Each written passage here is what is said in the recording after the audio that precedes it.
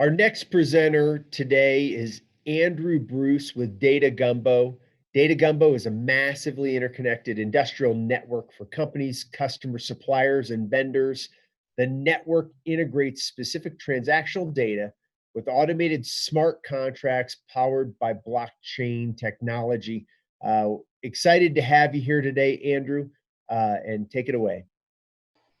Well, thank you, Dan. Yeah, very exciting time for Data Gumbo. It's a strange time for the oil and gas industry. And it's a strange time for all of us with this COVID, but we're having amazing traction with what's going on with people trying to figure out how they're going to realistically save money within the industry. So the good news is that we live in a world of transactional certainty. That's what we're all about.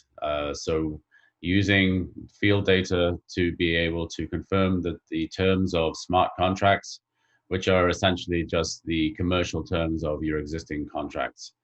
So we're living in a time where we can use new technology to be able to enable companies to do more with less. We're all trying to figure out how we can reduce money and expenses, and we're not reducing money, we're reducing expenses. Hopefully we're making more money. But it's all about trust. So how do you use new technology to enable trust between counterparties? And at the end of the day, this is the item that's on everybody's lips, is lease operating expenses. So is there a way that we can enable a real-time LOE? And the answer to that is yes. So you can imagine that given the existing state of the world, everybody is looking at LOE based on the numbers that happened, rolling in at the end of the month. And that enables you to run your business basically looking in the rearview mirror. But given what we are doing with smart contracts and tying in the execution of these smart contracts using field data, we can actually provide real-time visibility into what your spend is. And then if you've got visibility into what your spend is, then you've got the opportunity to significantly reduce it.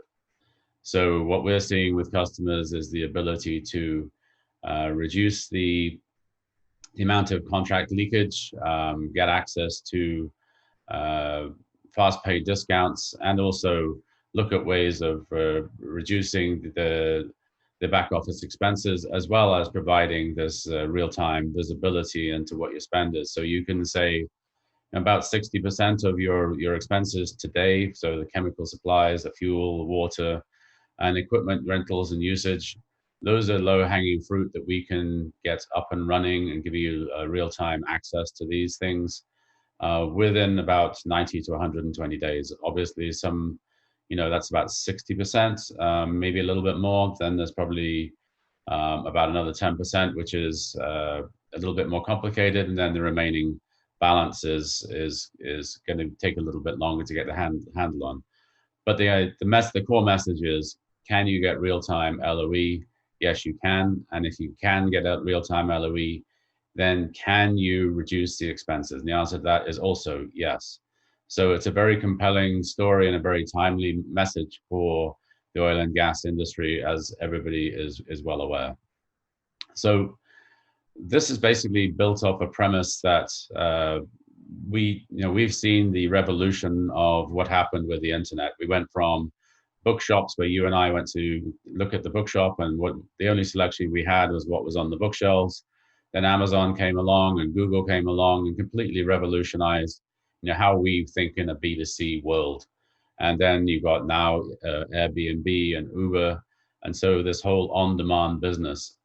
What we're seeing is this whole dynamic is being played out in the B2C space as well. So the B2B space. So that you can start saying, why don't I get the products delivered on demand, and why don't I only pay for actual consumption as opposed to getting deliveries and then disputing the invoices for months afterwards. So it's a complete revolution. Basically, it's taking the concepts of what the internet did for B2C business and turning it for B2B. And we're seeing a lot of companies saying, yes, we want to do this. They're putting their hand up and they're adopting it.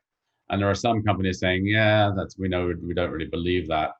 But what I would caution is, there's the companies who are solving this problem today are really going to be the companies who are leading the pack tomorrow.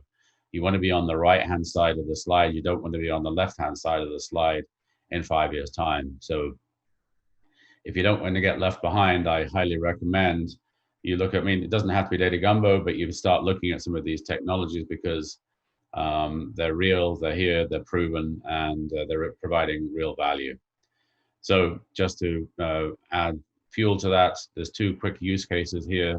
This is for water haulage. If you can save $4 million on the haulage of wastewater, these are customer numbers. They're not numbers that we made up.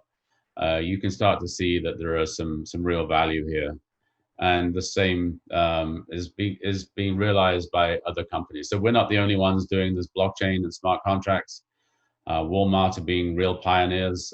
They're using it for tracking the safety of food. Maersk is using it for tracking containers and the expense of shipping containers around the world. And S&P is, as you can see here, they're using it for tracking oil inventories. So this isn't something that Data Gumbo is making up.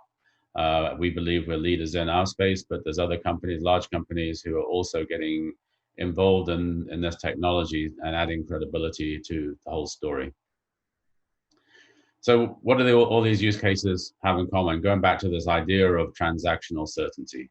So the issue that we have with existing contract execution is that both sides of a transaction have got two different views of the world. So if you've got a service company, they've got their view of what happens in the world, and you've got a customer, they've got their view of what happens in the world. And so what inevitably happens is the service company sends an invoice to the customer based on what they think happened in the world. And the customer said, well, that's not what our systems are showing us. Our systems are showing us something completely different. And then what happens is you get into this to and fro tennis match of who's right about what happened in the field, and therefore what the transaction should be. So what we're saying is, let's turn that on its head. We've all got IoT sensors, Internet of Things, or the industrial Internet of Things. We've got sensors coming out of our ears. Why not use that data to confirm the commercial terms of an existing contract? So you say it's very much like going to a gas station, swiping your credit card, pumping your gas, and leaving. So, but in this case, we're saying, okay, chemicals have been delivered, water has been delivered, crude oil has been picked up, the diesel's been delivered, whatever it is, you can measure what has been delivered. You've already got the price book according to what your existing contract is, and you can take a 30 to 60 day transactional process and turn it into daily. And of course, if you've got that daily view, that's what drives this real-time LOE. So you can use transactional certainty using field data to confirm the execution of your commercial terms, which then has an impact on your financials for the whole company. So you can start to realize the financial benefits that we've already talked about. And this makes it a little bit more practical. On the purple line, this is the typical process for handling field tickets and invoices. It's the process I was just talking about. That's how it happens today with the case we're working on right now. That internal process is approximately 34 steps.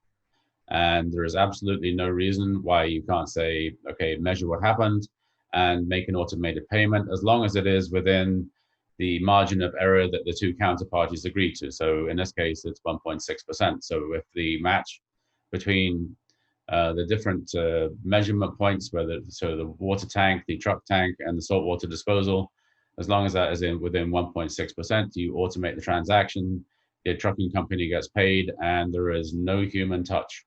So you get in this world of COVID, touchless transactions are becoming more and more interesting. You don't want people in the field running around trying to get pieces of paper signed. You can just use touchless transactions, and it's all electronic. And so it's very much like a driverless car. You take your hands off the wheel, and these transactions get confirmed. It's just like you and I paying our electricity bill. Nobody comes out and reads the meter anymore. The electricity company sends you a bill based on what they read off the meter. It's very similar concept. So the old world is obviously on the left-hand side. You've got within major companies, you've got siloed systems, you've got big ERPs, you've got very, very rigid IT infrastructure. In the new world, one of the key points is that the data that you need to confirm these transactions is probably not held within the systems within your own company.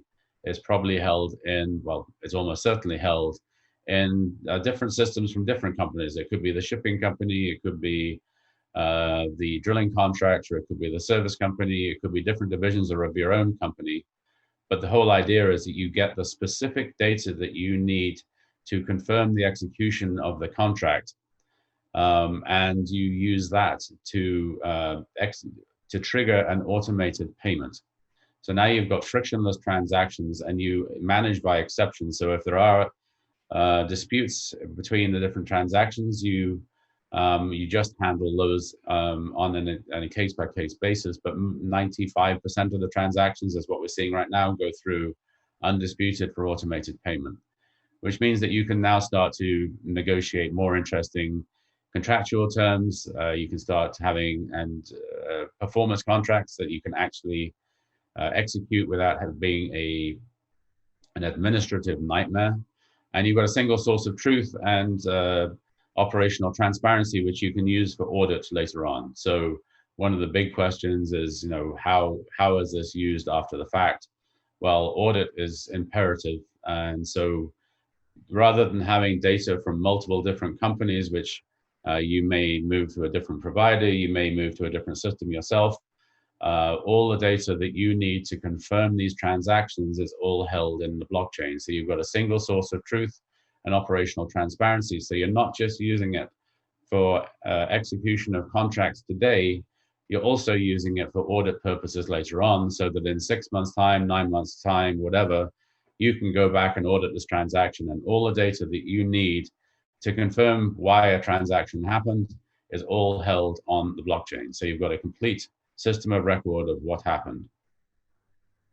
So what we're doing is we're building this blockchain network, an industrial blockchain network of interconnected companies. So if you think of these nodes, they can be different segments of the market. It could be the upstream market with all the different players.